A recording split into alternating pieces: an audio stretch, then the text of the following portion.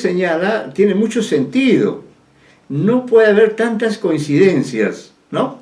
Entonces quizá Ribeiro, en ese sentido, abusa del lector o deja pues, un margen para que haya lectores como usted que pone en cuestión estos detalles y puede haber otros lectores que, digamos, podemos aceptar.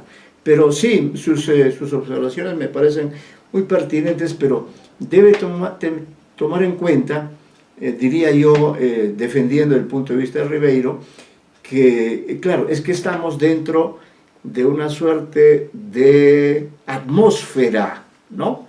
De atmósfera dentro de la cual sí son posibles esas coincidencias, ¿no?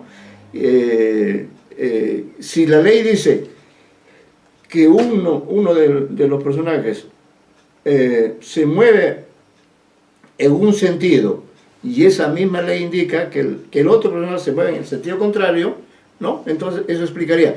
Ahora, no está... yo creo que tiene mucho sentido cuando usted dice ¿qué ocurre si efectivamente viajó o no viajó? Podría darse también, ¿no?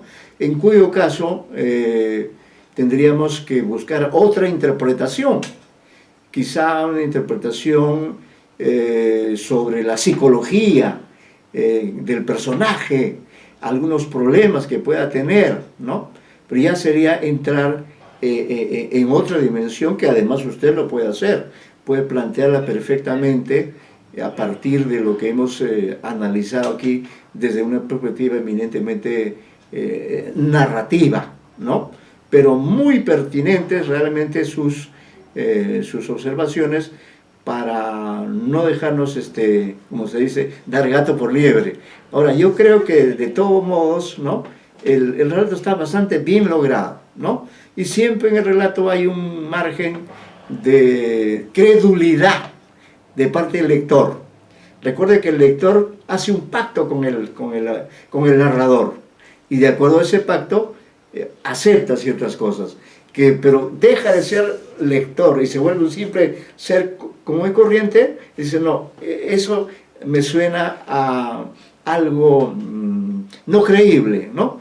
Creo que son posiciones también, pero le invito en todo caso a que usted también pueda hacer una lectura desde ese punto de vista, tomando en cuenta todos esos elementos, ¿no? Muy bien. Muchas gracias. Gracias a usted por la pregunta, muy interesante. Vamos a ver algún tema. Un tema no tan filosófico, vamos a buscar un tema un poco más cercano a nosotros, ¿no?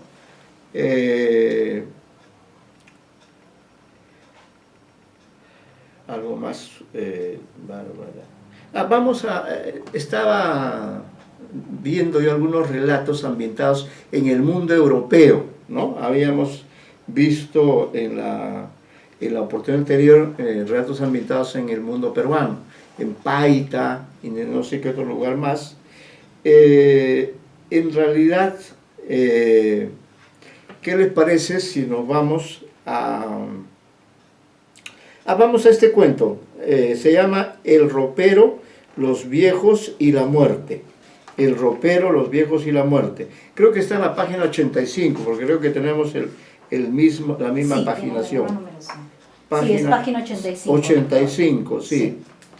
Es un relato más sencillo, que está vinculado además con un tema que he tratado en otro artículo, que es el tema del fútbol, ¿no? Aquí, como vamos a ver, se desarrolla en alguna medida ese tema también. Entonces voy a leer y después de la lectura, justo estamos a la mitad de la sesión, tendremos tiempo de dialogar, tendremos tiempo de hacer preguntas o de lanzar teorías, como se ha hecho ahora, respecto de ese cuento, ¿no? Y esto también en relación con lo que dice la señorita Díaz, todos los elementos tienen un porqué en el relato. Eso es lo que se puede advertir también en este relato llamado El ropero, los viejos y la muerte. Dice, Este relato de Julio Ramón emplea un narrador en primera persona, un narrador autodiegético. Autodiegético quiere decir que está contando su propia historia, una historia de la cual él forma parte, ¿no? Pero no es protagonista ni testigo, sino un personaje secundario que participa de los hechos. No es un simple observador, pero tampoco llega a asumir un rol principal. Este papel lo cumplen dos personajes: el padre del narrador y un niño que no es parte de la familia, que un día llega de visita con su papá, amigo del dueño de casa.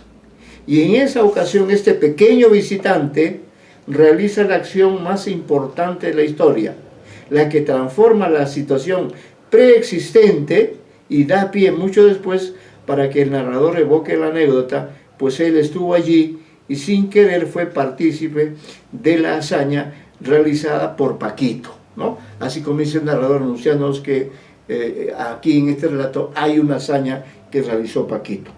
En el párrafo anterior hemos ofrecido una síntesis de lo que acontece, aunque para apreciar el despliegue del arte narrativo de Ribeiro es indispensable presentar una visión de conjunto de la estructura del texto, a fin de percibir y de valorar la estrategia desplegada en la construcción del mundo representado. Con respecto a esto, cabe destacar que el relato comienza con la descripción de un objeto especial que existía en la casa familiar, escenario de los hechos que se propone darnos a conocer el narrador. Veamos las palabras iniciales con las que despierta el interés del lector, a la vez que señala el punto, espacio-tiempo, desde el que se produce la enunciación. Dice, esto es el textual del texto de Ribeiro, del cuento El ropero, los viejos y la muerte. El ropero que había en el cuarto de papá no era un mueble más, sino una casa dentro de la casa. Heredado de sus abuelos, nos había perseguido de mudanza en mudanza, gigantesco, embarazoso, hasta encontrar en el dormitorio paterno de Miraflores su lugar definitivo. En este texto, ahí termina la cita, en este texto, como en un buen número de los que creó Ribeiro, apreciamos el relieve especial que se le otorga a un objeto, un ropero, igual que la botella de chicha, la insignia, el libro, el lapicero y otros. Y esta preferencia indica que el relato girará alrededor de dicho objeto. Para ello se le caracteriza a este con dos rasgos destacados: su gran tamaño, categoría espacial, y su antigüedad, categoría temporal. Al delinear el ropero de este modo, se le eleva al rango de objeto simbólico, de gran valor sentimental para la familia, de la que el narrador en esa época, un niño, forma parte, lo que no le impide darse cuenta del significado histórico que el mueble atesora, en especial para su padre. La extensa y detallada descripción del enorme ropero que abarca el primer bloque narrativo del relato se justifica plenamente y está realizada de modo funcional, en tanto el objeto es el eje alrededor del cual gira la historia, hasta el punto de que llega a adquirir un estatus cercano al de un personaje. El narrador conoce a fondo y desde dentro, literalmente, el mueble, porque él y sus hermanos en sus juegos recorrían las diversas partes de los tres grandes cuerpos que tenía el ropero, el cual, dice el narrador, era un verdadero palacio barroco, tallado hasta en sus últimos repliegues por algún ebanista decimonónico y demente. Eso es lo que dice el narrador. El narrador describe en detalle cada uno de los cuerpos, y la descripción del de la derecha es más relevante en relación con la de los dos personajes principales ya citados: el padre del narrador y jefe del hogar, y el niño que el día del suceso central llega a casa en compañía de su padre, ex compañero de estudios del anfitrión. En efecto, el cuerpo de la derecha era otra puerta, pero cubierta con un espejo biselado. Ojo con el espejo. Sabemos que el espejo es un objeto de gran relieve simbólico y narrativo, y en el relato de Ribeiro esta verdad estética se confirma plenamente porque dicho espejo biselado asume un gran valor como parte del ropero, de la casa y de los que habitan en esa vivienda. Para resaltar el significado que llegará a poseer el espejo, el narrador lo relaciona con el espacio del dormitorio, y dentro de este dice el narrador, la cama de mi papá, que estaba situada justo frente al cuerpo derecho, de modo que cuando se enderezaba sobre sus almohadones para leer el periódico, se veía en el espejo. Se miraba entonces en él, pero más que mirarse, miraba a los que en él se habían mirado. En este pasaje del texto se ubica uno de los núcleos de significación más importantes del relato, porque el concepto de la mirada adquiere un valor connotativo extraordinario, y ello ocurre así en tanto dicho concepto alude a una de las acciones humanas más trascendentes, complejas y misteriosas. En el texto analizado, la mirada posee una connotación familiar e histórica a la vez, porque el narrador, al transcribir las palabras de su padre, aclara aquello de que éste, es decir, el padre, más que mirarse, miraba a los que en él se habían mirado. En efecto, el papá del narrador declara con solemnidad que en aquel espejo se habían observado su bisabuelo, su abuelo y su padre, todos ellos hombres muy ilustres y vinculados a las instituciones tutelares del país. Y por haber hecho eso, dice el narrador, estaban cautivos allí, al fondo del espejo. Estoy citando al narrador. Él los veía y veía su propia imagen, superpuesta a la de ellos, en ese espacio irreal, como si de nuevo juntos habitaran por algún milagro el mismo tiempo. Mi padre penetraba por el espejo al mundo de los muertos, pero también hacía que sus abuelos accedieran por él al mundo de los vivos. Aquí tenemos otro elemento importante del relato. El espejo biselado se convierte pues en la parte más importante del ropero, en tanto es sobre todo un objeto mágico que hace posible la coexistencia en un solo instante de hasta 4 personas que comparten lazos familiares y han vivido en tiempos diferentes, y gracias a la magia del espejo se reencuentran venciendo el poder del tiempo. Esta misma facultad permite una comunicación entre el mundo de los vivos y de los muertos. Luego del bloque introductorio que presenta y describe el ropero familiar que imperaba en la casa donde vivió el narrador, este incorpora un segundo bloque, en total son 4, en el cual incluye nuevos elementos del mundo ficticio que construye en este relato. Un primer dato es el que concierne al tiempo. Los hechos evocados se desarrollan en la estación del verano. Esto también es importante, la cual trae una atmósfera de mayor dinamismo a la casa de los personajes de la historia. El narrador puntualiza que su padre estaba de mejor ánimo, entre otras razones porque, dice el narrador, los frutales de la pequeña huerta habían dado sus mejores dádivas. Además, dice el narrador, se había logrado al fin adquirir en la casa una vajilla decente y decidió recibir de tiempo en tiempo a algunos de sus viejos camaradas. De este modo se enriquece el mundo de personajes del relato con la presencia de un visitante, Alberto Ríquez, que era, dice el narrador, la versión de mi padre, pero en un formato más reducido. Y luego da detalles descriptivos para probar la veracidad de su afirmación inicial. Al margen de este detalle, lo interesante es que Rivero, al comparar a su padre con Alberto, su amigo, vuelve a tocar el tópico del doble, tan grato para él, que es lo que acabamos de ver en el caso anterior. Acá también hay algo de ese tema. Pero la semejanza se da sobre todo en lo físico, mientras en lo social al narrador no le queda sino admitir que Alberto, en los 10 o 12 años que no se han visto, había hecho fortuna. En cambio su padre, dice, solo había conseguido a duras penas comprar la casa de Miraflores. Esta oposición entre el éxito y el fracaso también es una constante en los relatos breves del autor, ¿no? Ahí tienen ustedes también unas citas a pie de página. Y en este bloque también aparece el otro personaje, importante en la historia, a quien podemos calificar como un antihéroe, si asumimos la perspectiva del narrador. Dicho personaje es Albertito, hijo del amigo, quien llega con su padre en la visita inaugural. La química entre el visitante y los niños de la casa, en ese grupo figura el narrador, no es muy buena, sobre todo porque el espíritu colectivo de los segundos, es decir, de los niños Ribeiro, choca con el talante individualista de Albertito, hijo único, ¿no? Por una parte están los Ribeiro, que son 3 o 4, por otra parte está Albertito, hijo único. Todos los juegos en los que participan no llegan a buen término, en especial a los que tienen como escenario el imponente ropero.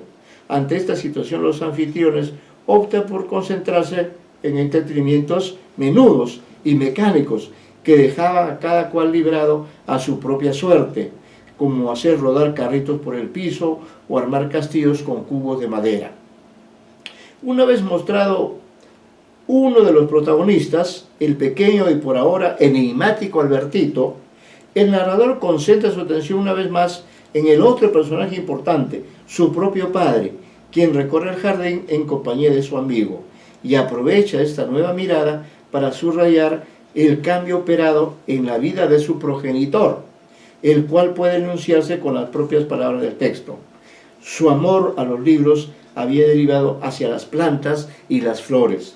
Todo el jardín era obra suya y, como un personaje volteriano, había llegado a la conclusión de que en cultivarlo residía la felicidad. Cabría agregar que la figura del padre también aparece en algunos relatos Ribeiro, por ejemplo, en Página de un diario, ¿no? Porque estamos hablando de un alter ego de Ribeiro. El tercer bloque narrativo en el que se desarrolla la acción principal del relato retoma a Albertito en la tarea de seguir con los entretenimientos menudos y mecánicos, y esa acción se realiza cerca de la cama del cuarto donde están jugando, y allí el pequeño personaje realiza el descubrimiento del otro objeto, ojo, del otro objeto que llegará a asumir una importancia tan grande como el ya famoso ropero de la casa familiar. Veamos cómo se realiza ese hecho y el significado que asume para el desarrollo de la anécdota. Es decir, si un objeto importante era el famoso ropero de 3 cuerpos con espejo biselado, ahora veamos cuál es ese otro objeto. Albertito hizo rodar, dice el narrador, Albertito hizo rodar su carrito debajo de la cama. Se introdujo bajo ella para buscarlo y entonces lo escuchamos lanzar un grito de victoria. Había descubierto allí una pelota de fútbol. Hasta ese momento ignorábamos, nosotros que penábamos para entretenerlo, que si tenía una manía secreta, un vicio de niño decrépito y solitario, era el de darle de patadas a la pelota de cuero. Ahí termina la cita. La aparición de la pelota transforma a Albertito y hace que la acción del relato se traslade desde el cuarto en el que están, el descubridor del balón quiso patearlo allí mismo, hacia la calle, pues dentro de la casa está prohibido jugar con la pelota, por el obvio peligro que ello entraña para las cosas y enseres que se exhiben. Mas este nuevo espacio en el que Albertito revelará sus ignoradas habilidades deportivas no es un lugar desconocido para los hijos de Perico. Así apoda Alberto Ríquez a su anfitrión, ¿no? Alberto, el visitante, llama Perico a su ex compañero de estudio. El narrador recurre a la técnica del flashback para evocar en forma sintética que esa calle, dice el narrador, había sido escenario de dramáticos partidos que jugáramos años atrás contra los hermanos Gómez, partidos que duraban hasta 4 y 5 horas. Ahí termina la cita. Agrega que en esos encuentros ambos equipos hacían gala de coraje y que esa etapa de contiendas concluyó cuando sus rivales los Gómez se mudaron y los noveles futbolistas renunciaron a seguir jugando, y dice el narrador, y recluimos la pelota debajo de la cama, hasta que Albertito la encontró. Si quería fútbol, se lo daríamos hasta por las narices. Y en efecto, el narrador evoca los momentos intensos en que todos se concentraron en el juego, y Albertito fue la sorpresa en cuanto a protagonismo. Primero hizo de arquero, y ya en ese puesto hizo gala de valentía, aunque su físico no lo ayudaba. Pero cuando le tocó patear, mostró que tenía, dice el narrador, tenía una patada de mula. Sus disparos al arco con el narrador de arquero fueron cada vez más demoledores, pero el tercero y último resultó, dice el narrador, un verdadero prodigio. La bola cruzó por entre mis brazos, pasó por encima del muro, se coló entre las ramas del jazminero trepador, salvó un cerco de cipreses, rebotó en el tronco de la acacia y desapareció en las profundidades de la casa. Fíjese esa trayectoria que sigue la pelota, ¿no? Se parece al avión en el que viaja el narrador desde Londres hasta Sydney. El padre no hizo... la violencia del disparo de Albertito, que ha logrado unir los dos espacios en los que se desarrolla la historia, la casa y la calle, hace que durante un rato todo quede en suspenso, pues la pelota no es devuelta desde dentro como solía ocurrir. Y dice el narrador, y cuando nos aprestábamos a ir a buscarla, se abrió la puerta falsa de la casa y salió mi padre con la pelota debajo del brazo. Ahí termina el narrador. La inesperada aparición del jefe del hogar es un indicio de que la patada mortífera de Albertito ha causado algún estropicio en los interiores de la casa. El padre no hizo ningún reproche ni pidió alguna explicación, pero lo que ejecutó, colocar la pelota entre las manos de un obrero que pasaba por allí, era una prueba y una respuesta a la acción destructora provocada por el pequeño Albertito. Y también es el momento en que los dos personajes más importantes de la historia están reunidos, aunque no se establece ningún diálogo entre ellos. Los protagonistas del juego siguen sin saber cuál ha sido exactamente el daño causado por la pelota lanzada por Albertito. La presencia de la madre en esos momentos tampoco despeja la ignorancia de aquellos, pues se limita a señalar la gravedad de la falta, aunque no especifica más. Son los propios niños quienes, al observar la reja entreabierta de una de las ventanas del dormitorio del papá, llegan a adivinar lo que increíblemente había ocurrido. Y cito al narrador: Albertito, con un golpe maestro que nunca ni él ni nadie repetiría, así pasaran el resto de su vida ensayándolo, había logrado hacerle describir a la pelota una trayectoria insensata que, a pesar de muros, árboles y rejas, había alcanzado al espejo del ropero en pleno corazón. Allí termina el narrador, o por lo menos esta parte en que da cuenta de cuál es el estropicio que ha causado Albertito. En este momento han colisionado literalmente los dos objetos más emblemáticos del relato, el espejo y la pelota. Las acciones se han desplazado, como hemos apreciado, por dos espacios diferentes pero contiguos, primero la casa y luego la calle, y desde este último lugar, y a causa del ingreso violento de la pelota hasta el centro simbólico de la familia anfitriona, los protagonistas de la travesura retornan al interior. Las escenas de ese retorno están registradas en el cuarto y último bloque narrativo del texto, dominado por una atmósfera sombría, pese a que coincide con la realización del almuerzo, el cual logra concluir incluso con jolgorio debido a que ambos padres contaron anécdotas entretenidas. Mas haciendo el balance, el narrador señala que el proyecto principal de su padre, comillas, de reanudar con sus viejas amistades, cosa que nunca repitió, había sido un fiasco total. Los momentos finales del relato se realizan en el mismo e inevitable lugar donde comenzó la historia, el cuarto donde está el ropero con el espejo recién destruido. Después de serenarse y de dormir la siesta, el padre reunió a sus hijos en su habitación y les pidió que miren el ropero. El narrador, en su lenguaje preciso y figurativo, expresa su visión desencantada del objeto simbólico. Esto es lo que dice el narrador. Era en realidad lamentable.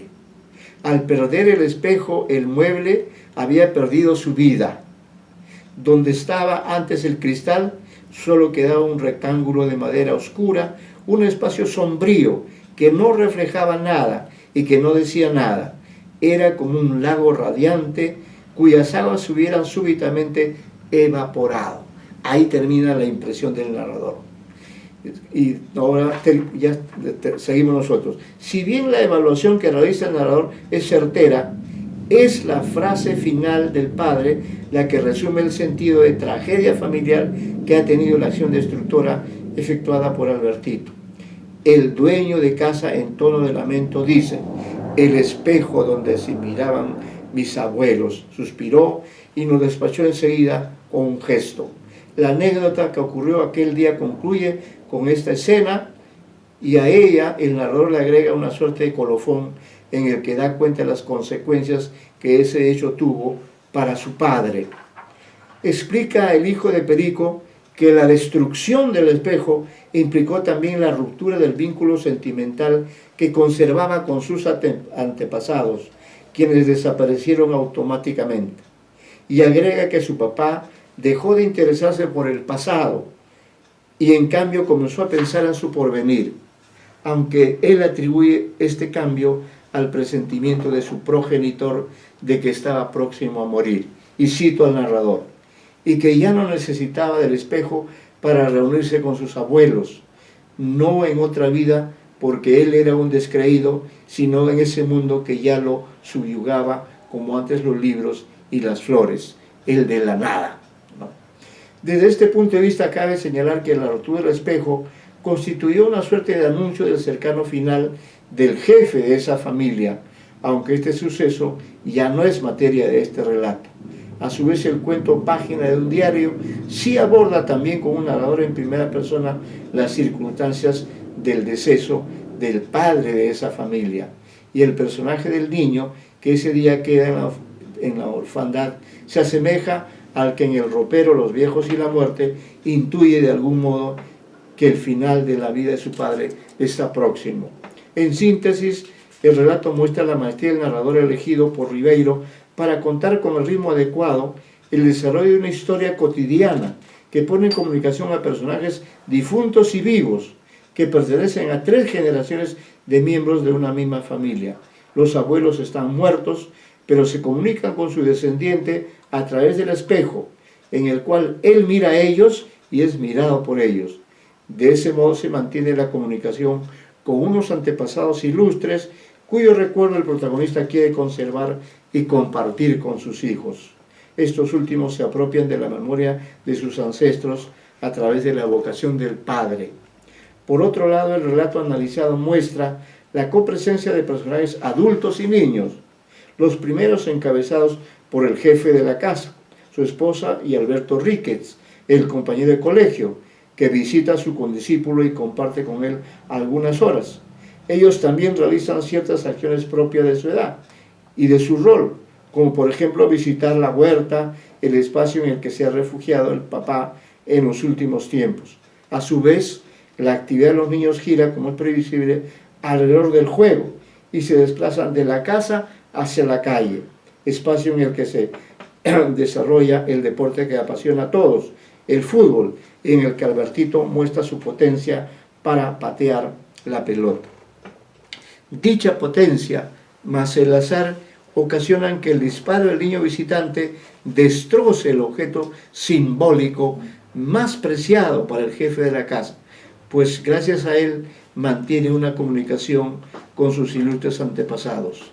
La desaparición del espejo hace que el ropero pierda su vida, como señala el narrador, y con ello el mundo de los antepasados se esfuma y provoca que el protagonista renuncie a toda comunicación con ellos y se interese más en el porvenir, aunque, como se ha señalado, este cambio parece ser la antesala para la próxima muerte del personaje, que de ese modo volverá a juntarse con sus ancestros en la dimensión de la nada, ¿no? Bueno, esos son los comentarios que hemos hecho a este relato de Julio Ramón Ribeiro llamado